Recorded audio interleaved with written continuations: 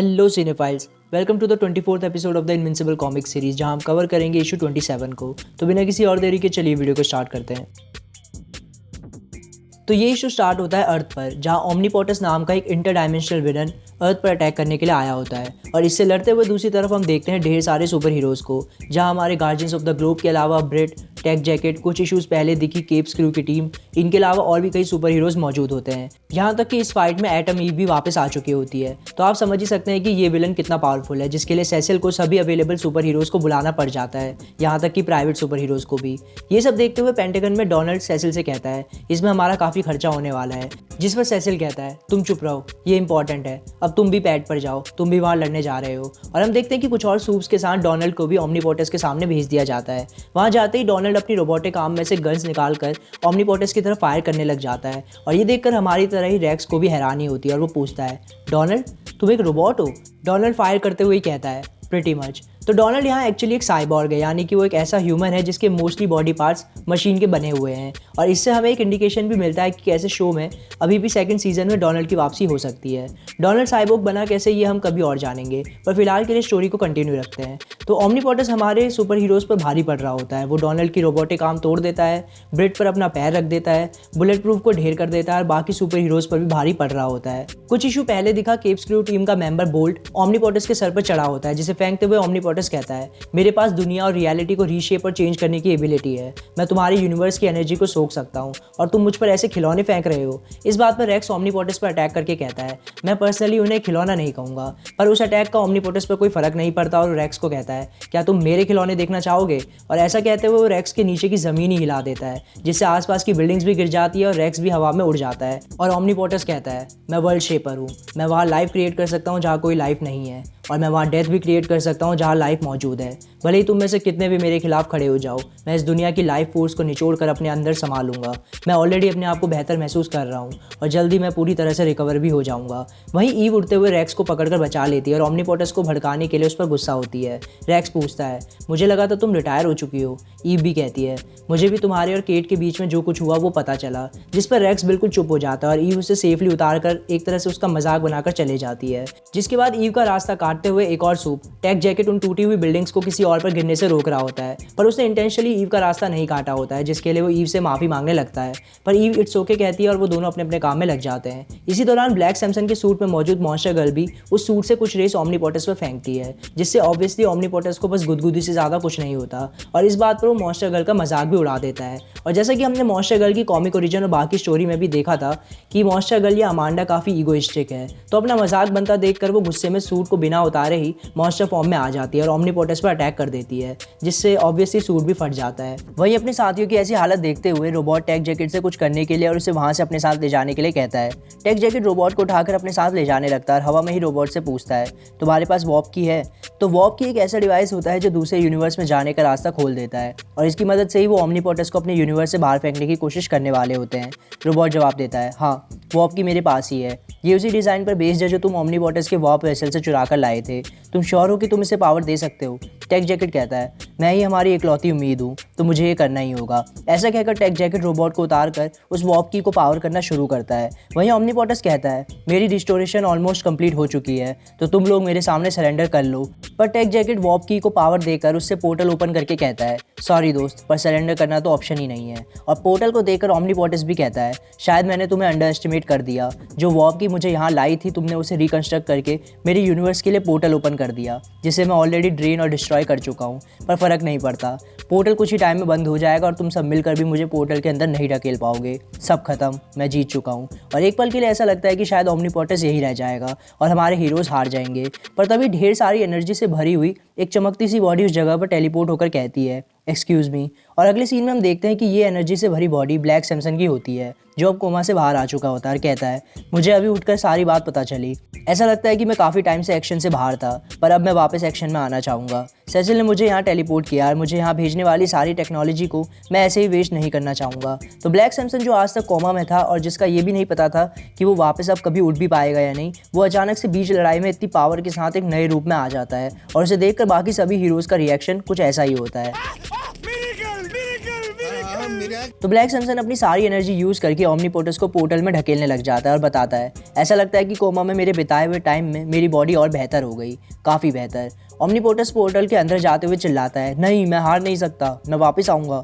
पर सैमसन वार्प की को तोड़ कर कहता है, नहीं, इसके बिना तुम वापस नहीं आ सकते।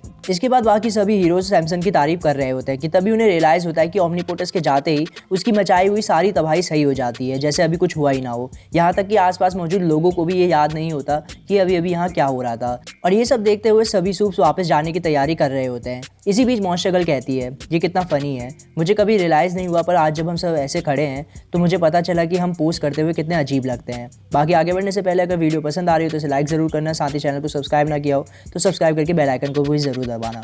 सीन चेंज होता है, हम चलते हैं ओमनी मैन और मार्क के पास, जो किसी दूसरे प्लेनेट पर मौजूद होते हैं। एक्चुअली दूसरा प्लेनेट क्या, मैं आपको नाम ही बता देता हूँ। तो इस प्लेनेट का नाम है थ्रेक्सा और यहाँ पर रहने वाले लोग थ्रेक्सन्स हैं, जिनका लीडर इस टाइम पर ओमनी मैन है। तो स्टोरी लास्ट इशू से ही कंटिन्यू होती है, जहाँ पर नोलन ने अभी अभी मार्क को उसके छोटे भाई से मिलवाया होता है। मार्क इस इन्फॉर्मेशन को प्रोसेस करके अजीब से एक्सप्रेशंस के साथ कहता है, मेरा भाई, आपका मतलब?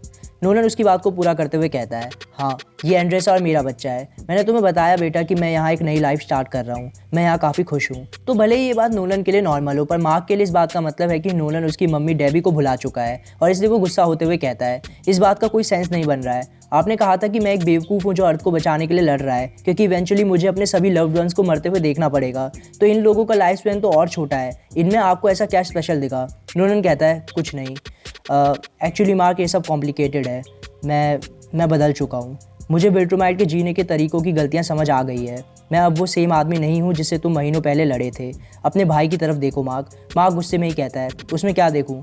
नोलन कहता है, देखो उसका स्किन कलर हमसे कितना अलग है, क्योंकि एंड्रेसा के लोग विल्ट्रम डीएनए के साथ इंसानों जितने कंपैटिबल नहीं हैं। मार्क गुस्से में ही जवाब देता है, अच्छा। और ये देखकर नोलन थोड़ा नाराज़ होते हुए कहता है, मुझे खुशी होगी अगर तुम थोड़ा तमीज़ से बात करो तो। भूलो मत कि मैं अभी भी तुम्हारा बाप हूँ।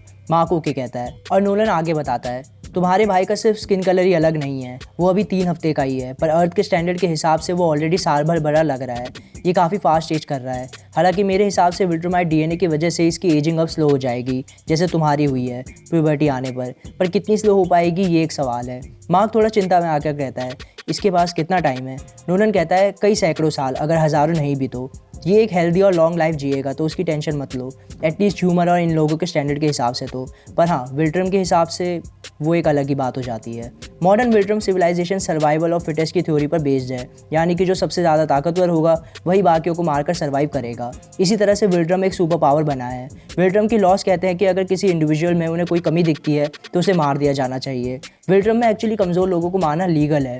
लड़ाई में हारने वाला अगर जान से मार दिया जाता है तो वो वीक था और मरना डिजर्व करता था, और विनर को एम्पायर को और स्ट्रेंथन करने के लिए मेडल दिया जाता है। और इन्हीं विल्ट्रम लॉस के अकॉर्डिंग तुम्हारे भाई को भी उसकी कमियों के लिए मार दिया जाएगा। मार्क पूछता है, पर इसका नाम क्या है? आपने अभी तक इसका नाम नहीं लिया है, आप बस इसे बेटा या मेरा भाई कहकर ही बुला रहे हैं। नोलन बताता है, यहाँ के कस्टम के हिसाब से हर इंडिविजुअल अडल्ट होने पर अपना नाम खुद रखता है, जिसमें लगभग 2 हफ्ते का टाइम है, पर यह विल्ट्रोमाइट होने की वजह से इतनी जल्दी अडल्ट नहीं हो पाएगा। मार्क पूछता है, आपका नाम क्या है? नोलन तो आपका अर्थ का नाम होगा, तो विल्ट्रम में आपका नाम क्या है? नोलन बताता है कि विल्ट्रम में भी उसका नाम नोलन ही था, बस वहाँ सरनेम का सिस्टम नहीं था तो उसने ग्रेसन अर्थ पर आकर लगाया। हालांकि नोलन की प्रोनाउंसिएशन विल्ट्रम पर थोड़ी अलग सी है, नोल आन, इस तरह से। मार्क इस बात पर खुश होता है कि एटलीस्ट उसे अपने पापा का नाम तो असली ही पता था। और नोलन कहता है, आई होप इस टॉक से तुम्हें रियलाइज़ हुआ होगा कि तुम मुझे कितने अच्छे से जानते थे। I am sorry son for everything. पर मार्क कहता है कि सिर्फ माफ़ी से अब कुछ नहीं होने वाला।